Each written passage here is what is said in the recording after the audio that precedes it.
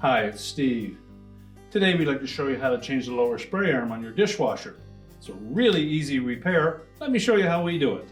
Now to change this part, we'll begin by opening up the dishwasher.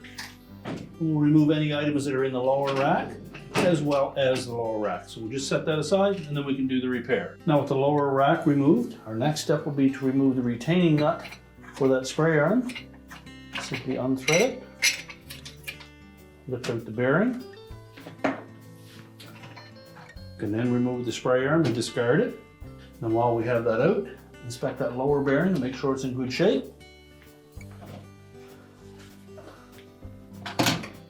Simply position the new spray arm on top of it.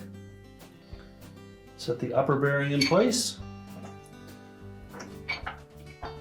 And then thread the retaining nut back in so it turns freely. We can then put the lower rack back in place and then close up the dishwasher. Now with the rack back in place, we can close the dishwasher up and your repair is complete.